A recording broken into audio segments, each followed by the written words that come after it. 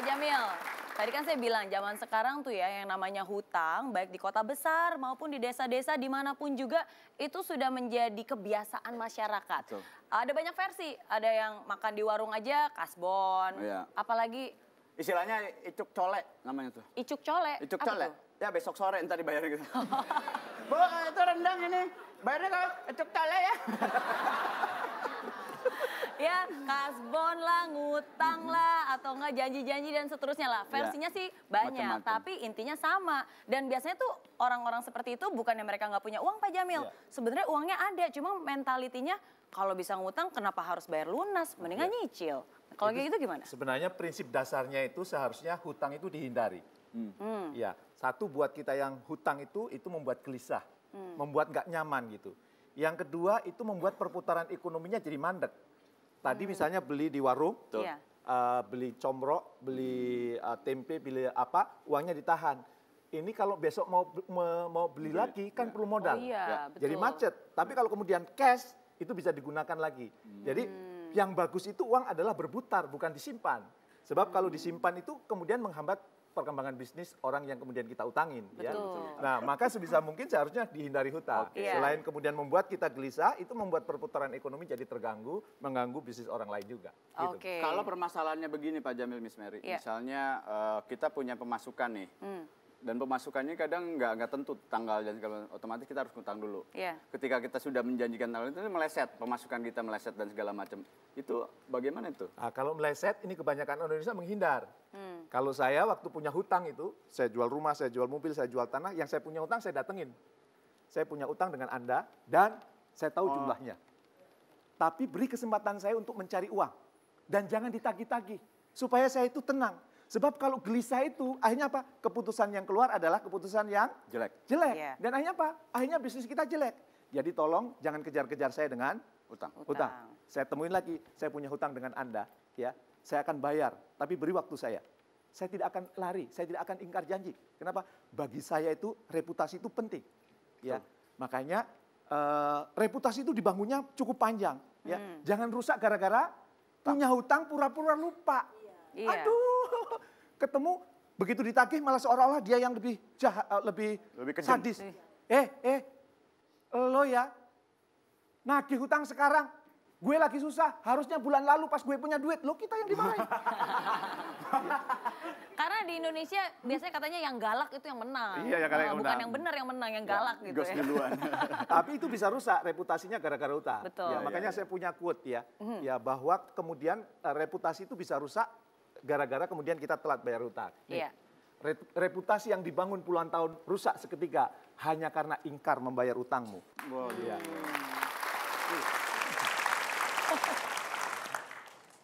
Miss Mary, Pak Jamil, tampaknya mereka-mereka yang di sini mukanya udah pengen gitu utangnya dilunasin.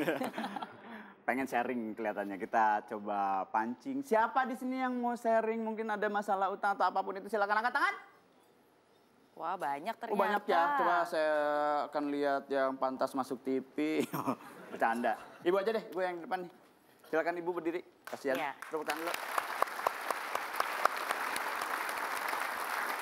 Perkenalkan namanya, terus langsung sharingnya apa?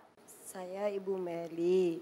Ibu Meli mau bertanya dengan Pak Jamil. Ibu Meli, Ibu Ya, Meli. Bu Meli. Meli Liana berarti ya. Beda versi dong. Beda versi. Sama-sama merah sih ya. Iya merah. Bu Langsung Meli. aja. Ya. Pertanyaannya bagaimana kalau kita punya utang agar cepat bisa melunasi gitu. Terus atau orang punya utang ditagih nggak mau bayar, kita biar ikhlas gitu. Biar ikhlas atau biar orang itu bayar Biar gitu ya? orang itu mau bayar, tapi orang itu susah sekali ditagih. Oh, jadi Nggak mau Ibu Meli itu dihutangin atau Ibu Meli yang ngutang sama orang? Ibu ada utang dan orang itu ada utang juga, orang lain. Ibu ada utang sama orang pun ada utang sama ibu gitu. Kalau ibu punya utang nggak seberapa, tapi orang itu punya utang ya alhamdulillah banyak juga. Ibu, orang itu utang ke ibu utang ke orang. Ibu orang bukan sih?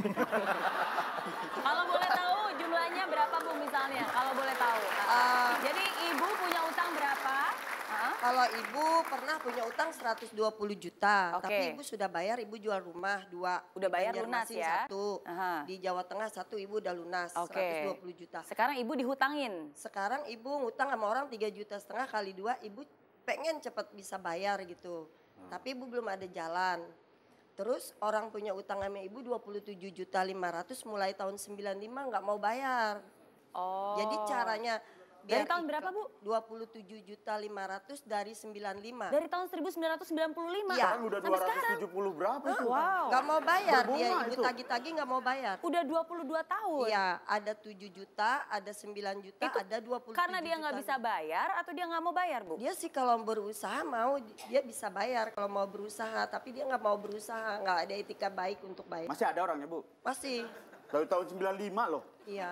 Oke, terus pertanyaannya jadi apa, Bu? Pertanyaannya bagaimana biar saya tuh ikhlas kalau dia nggak bayar, nggak mau bayar. Atau saya jangan kejebak lagi gitu mengutangin orang, orang itu nggak mau bayar. Dan Ibu juga bisa Dan membayar saya utang. juga bisa bayar utang sama orang itu. Wah, Bagaimana bingung ya. caranya? Wah. Solusinya bagaimana? Oke. Iya. Terima kasih. Mohon Pak Jamil, Tepuk tangan terima dulu, kasih. Bu. Bu Mary. Ini Pak Jamil. Iya. Kalau kemudian kita orang punya hutang kepada kita, perlu diingat tugas utama kita justru nagih.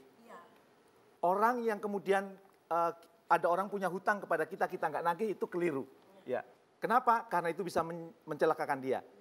Dia kemudian merasa kemudian bebas, akhirnya ngutang ke sana kemari. Nah, dan kalau kemudian kita temui, ternyata setelah diutang ini, loh kok ketemu hidupnya susah.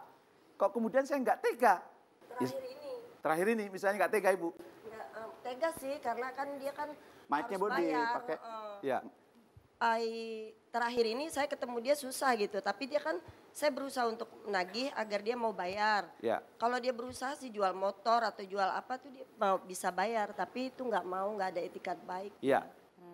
Kalau Ibu hitung-hitung dari peluang gitu, Ya. mana peluangnya lebih besar? Kemungkinan tertagih sama kemungkinan tidak tertagih? Peluangnya, Iya.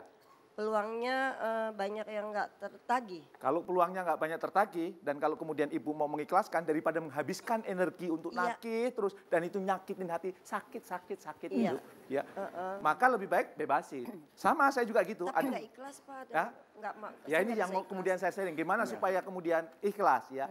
Boleh jadi kalau Ibu kemudian mengikhlaskan yang hutangnya tadi, maka Ibu yang punya hutang 3,5 juta tadi 2 berarti 7 juta, Iya. itu akan dimudahkan juga oleh alam, oleh Yang Maha Kuasa untuk kemudian segera lunas.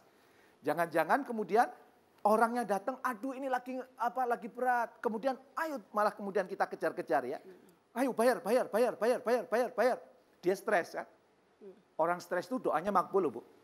Yang mana yang 27 juta Yang ini? 27 juta dikejar-kejar kan. Kemudian kalau dikejar-kejar, kemudian dia sebenarnya ingin bayar hutang. Mungkin momen nagihnya yang nggak tepat. Mungkin waktunya yang nggak pas gitu ya. Bisa jadi. Iya bisa jadi kan. Iya. Maka kalau mau nagih biasanya saya datang. Minggu depan saya mau ke rumah kamu ya. Berapapun yang ada tolong disiapin. Biasanya datang pasti berhasil. Saya sering begitu telepon, Iya, terus SMS. iya, Saya bilang saya mau datang, tolong dong berapa aja. iya. Tapi dia tidak ada etiket mau bayar. Ya kalau misalnya nggak ada itikat terus itu kan peluangnya jadi kecil kan. Iya. Kalau peluangnya kecil, kalau saran saya lebih baik diikhlaskan, energi Ibu digunakan untuk kemudian aktivitas-aktivitas produktif yang lain. Dan kalau kemudian ingin ikhlas, gampang filosofinya Bu. Iya. Seperti itu. Kalau kita panah gitu ya. Itu berarti kan kita sudah lepas. Iya. Jangan pernah berharap kembali. Oh, Sebab kalau anak panah kembali apa yang terjadi? Mati, Pak. Lari kita kan.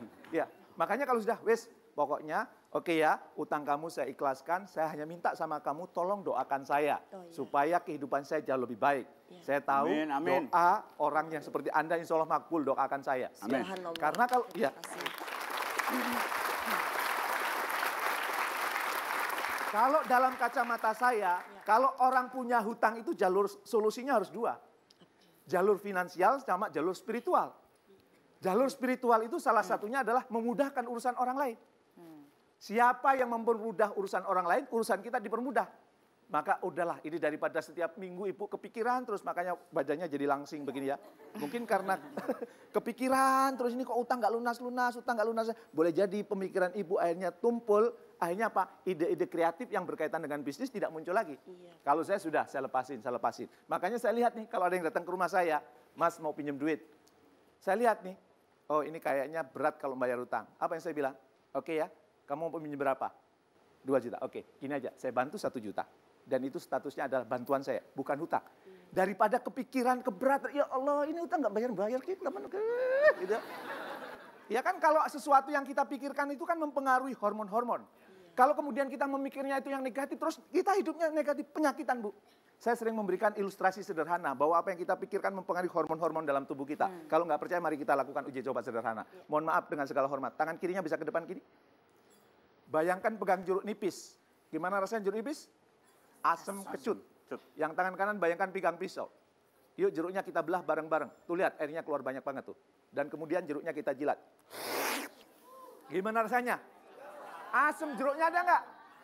Maka kalau kemudian kita berpikir, aduh hutangku ini ya, yang dihutang nggak lunas-lunas, hidupku jadi susah. Maka hidup ibu jadi susah beneran. Iya. Maka kalau saya bilang, oke dia mau pinjam sama saya bantu 1 juta, insya Allah dengan bantuan ini mengundang peluang-peluang bisnis yang itu akan membantu hidup saya dan memudahkan hidup saya. Amin. Jadi mudah. Gitu kira-kira. Baik, semoga harus bisa diikhlaskan ya. Oke, nah setelah yang satu ini akan ada bintang tamu spesial. Di usianya yang 21 tahun, dia sudah memiliki hutang 7,7 miliar. Bagaimana ceritanya dan bagaimana cara beliau melunasinya, kita akan bahas setelah yang satu ini. Jadi jangan kemana-mana, dari impossible jadi... Impossible. 21 tahun, hutang 7,7 M. Saya 21 tahun kemana ya? Ya 21 tahun dan itu terjadi 18 hari setelah nikah. Bayar hutangku. Kalau nggak dibayar sampai 7 turunan nggak sama Apin. Mungkin dia jawabnya, saya turunan ke-8 gitu ya. Ya.